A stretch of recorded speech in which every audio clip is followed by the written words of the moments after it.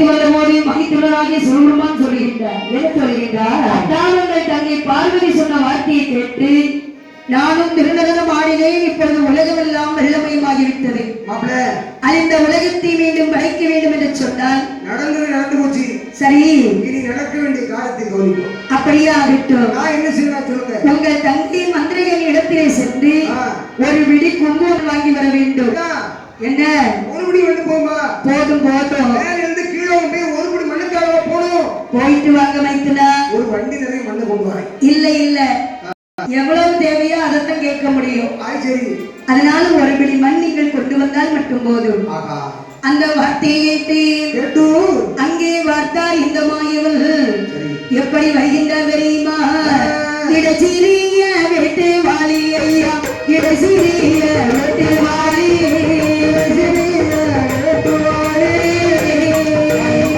எடுத்தாரி எடுத்தாரி எடுத்தாரி எடுத்தாரி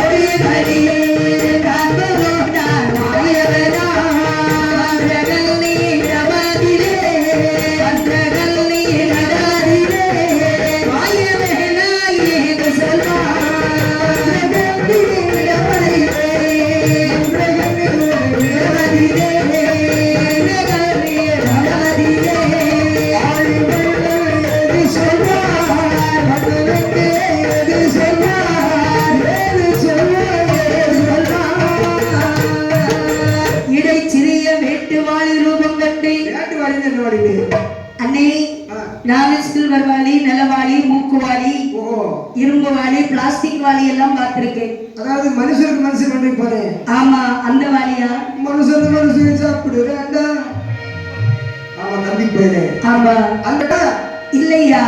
இது விளையாட்டு வாளியா வீட்டுல கூடு வைக்கும். கூடு வைக்கும். அதாவது பெண்ணார்கள் குடும்பத்துல யாராவது கர்ப்பமா இருந்தா ஆமா வீடுகள்ல மண்ணால கூடு வைக்கணும். ஒரு ஆமா தண்ணியும் குடலும் பருத்தி ஒரு சம்பிரதாயம். இடையானது சிறுத்தி இருக்குமா?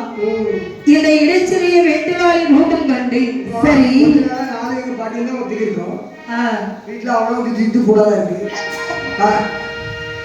எங்க யாரு கர்ப்பமா போறா? அதாவது உங்க வீட்டுல கேது உங்களுக்கு தெரிஞ்சவங்க சொந்தக்காரங்க வெளியில் உள்ளவங்களுக்கு இருக்காங்க. ஆமா சரி. ஆகையினாலே தாமரை தன்னுடைய ஊடாக சென்று கீழோகத்திலே மந்திரிகளிடத்திலே வருகிறார். அந்த மந்திரிகள் இடத்திலே வந்து சுத்தம் போடுகின்றார். யாரது? தங்கச்சி. அண்ணன் அறிவருந்தாவர். வாருங்கள் அண்ணா வாருங்கள். அறிவருமா காலையில் இல்ல, அறிவருந்தாமனா கண்ணனை. கண்ணன் தானே? அண்ணா வாருங்கள். என்ன தங்கச்சி? இன்றுதான் இந்த தங்கையை பார்க்க தோன்றியதா? சமயம் கிடைக்கும் வரை வர முடியும். சரி, மேலோகத்திலே அக்கா பார்வதி, அக்கா பரமசிவன், அண்ணி லட்சுமி, சரி எல்லாரும் எப்படி இருக்காங்க? அங்க என்ன என்ன லட்சுமிக்கு ஒரு குறை இல்ல. ஆனா வயிற்றுலதான் ஒரு புழு பூச்சியை கூட காணல. புழுவுல நிறைய பாம்பு மாதிரி கிருமி. அப்படியா? குழந்தை குட்டி இல்ல. குழந்தை குட்டி இல்லையா? அது ஒரு பக்கம் இருந்தாலும் சரி குழந்தைகள் சும்மா இருப்பா. சும்மா இருப்பா. கைலாசவரையிலே தம்பி பத்தாருக்கு தான் பிரச்சனை. அவங்க ரெண்டு பேரும் தான் ஒரு நேரம் சும்மா இருக்கவே மாட்டாங்க. மட்ட ஆடி உலகத்தை அழிச்சு விட்டா பாரு. அண்ணா அப்படி என்ன ஆகிவிட்டது? அதாவது என்ன தங்கையானவள் அக்காரை பார்த்து திருநடனம் ஆடுமோன்னு சொல்லிருக்காரு. சரி பார்வதி நான் அவன் பேச்ச கேட்டு ஆடினா உலகம் அழிஞ்சு போகும் சிவன் சொல்லியிருக்காரு. சரி சரி தங்கச்சி விடுவாளா? விட மாட்டாள். அவ பிடிவாதக்காரி இல்ல, குரங்கு பிடி. ஆமா அத்தை ஆடி இருக்காரு, ஆடிட்டாரு. தங்கச்சி சிரிச்சிருக்கா, சிரிச்சிட்டா. மாங்கம் ஏற்பட்டு இந்த உலகமே தங்கத்தாடி. அண்ணா அப்படியானால் நான் என்ன செய்ய வேண்டும்? தங்கச்சி என்ன பெரிய உதவி ஒண்ணு கேட்டா. ஒண்ணு செய்ய வேண்டாமா? மண்ணு மண்ணு ஒரு உருண்ட மண்ணு உண்மையா கரு உருவாக திரட்டி திரட்டி கண்ணியா நீ கையில கொடுத்தா. அண்ணா ஒரு விடி மண் என்ன 1000 விடி மண் வேண்டுமானாலும் எடுத்துக் கொள்ளுங்கள். சந்தோஷமா வீட்டுக்கு வந்தா பச்சை தண்ணியை சந்தோஷமா கொடுத்தாலும் சரி, அதான் பெருமை. ஓஹோ நல்ல சாப்பாடு வந்துட்டாலே இவ்வளவு நினைக்க கூடாது. நீ சிரித்த முகத்தோடு ஆமா உன் மகன் மகன் புரியுத சரி இதை கொண்டு போக நான் தந்தாலே போதும்.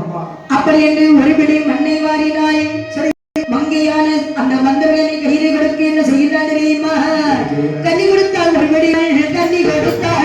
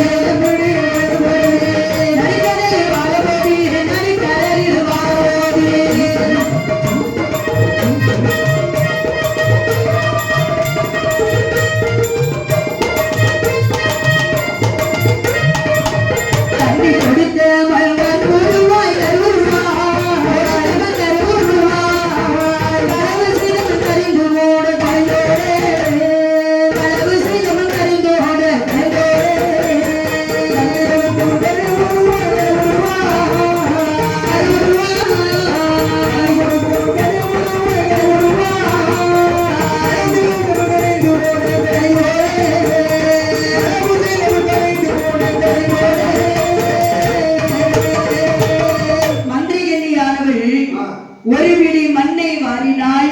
சரி மந்திரத்தை ஜெபித்து மாயவன் கையிலே கொடுக்கின்றார். அண்ணா போதுமண்ணே இந்தாங்க ஒரு பிடி மண்ணை போதுமா? அண்ணா போயிட்டு வாங்க.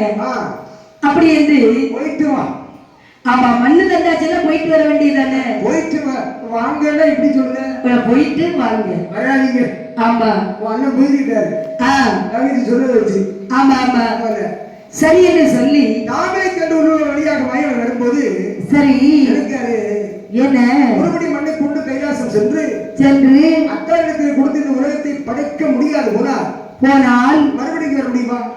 முடியாது. நமக்கு சும்மா மண் எடுக்கிற வேலையா? மண் எடுக்கிற வேலையா? அதுல இந்த பெரிய உருவத்தை எவ்வளவு நேரம் தான் சுருக்கி சுருக்கி வர்றது. ஆமா நம்ம தாமரைக்குள்ள வர முடியுமா? கஷ்டம் இல்ல.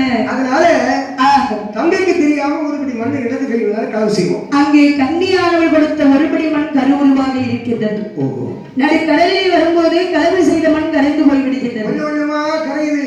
ஆமா அதையே சொல்லுவாங்க. களவு செய்த பொருள் கடைசியாக கஞ்சி குடி கூட உதவாது. ஆமா அடா என்ன அப்படி என்று சொல்லி சரி எனக்கு வந்த மண்ணானதை சித்தபெருமான் மண்பிலே வைக்கும் போது சரி அங்கே என்ன செய்கின்றார் தெரியுமா? என் கொண்டு வந்த மன்னதையோ கொண்டு வந்த மன்னதையோ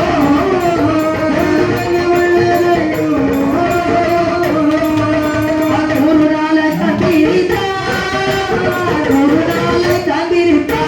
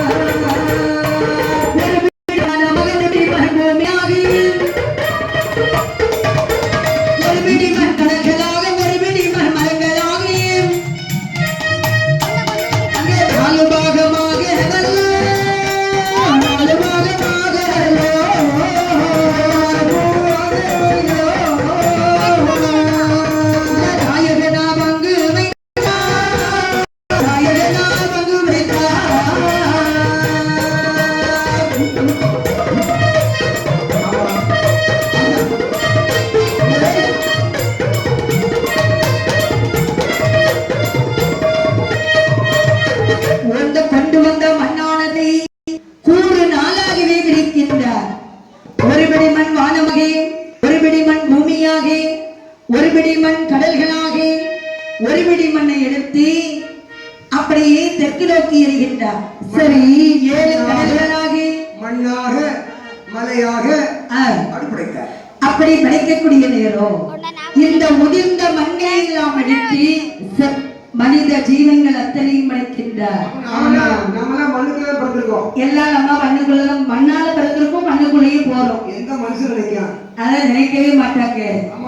முதல்ல நீங்க நினைப்பீங்களா? அவன் 2 கோடி போட்டிருக்கா சொல்லி 5 மணி எதுக்கு எனக்கு இருக்கிறத விட்டுட்டு மனுஷன் ஆசைப்பட்டு அழுதான் அழிவா என்ன நடக்குமோ குடும்பம் இப்படிதானே ஆகும் கண்டிப்பாக அது உயிரை எடுத்து உரைத்து வரக்கூடிய மக்கள் சரி மரங்கள் தாவரங்கள் செடிகள் செடி கொடிகள் சரி எல்லா ஜீவன்களையும் நம்ம படைக்கப்பட்ட இடத்தில் இங்கு எப்படி தானாகவே முடியுமானது ஆமா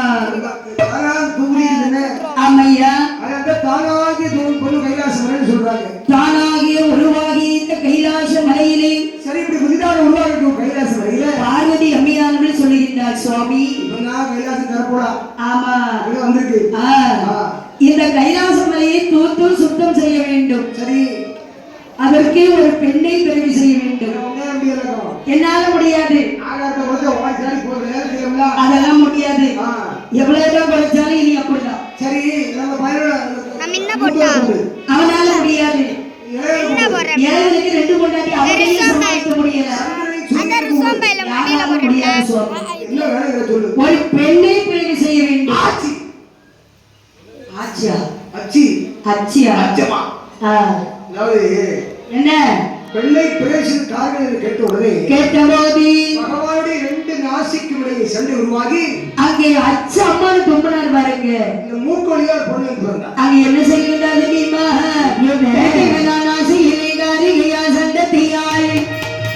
சண்டத்தியை பிறவி செய்து சங்கரனார் ஏது சொல்வார்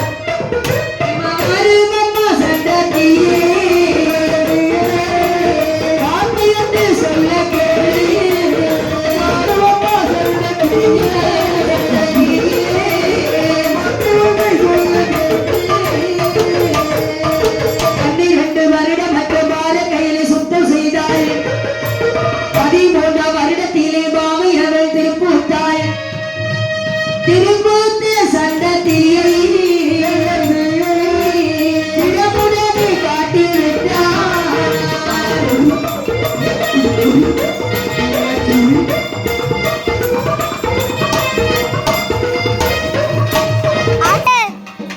அந்த நேரடியை சங்கத்தி என்று சொல்லக்கூடிய சரி சங்கத்தினாலே 12 வருடமாக கைலாசமலை தோத்து சுத்தம் செய்து வருகின்றார்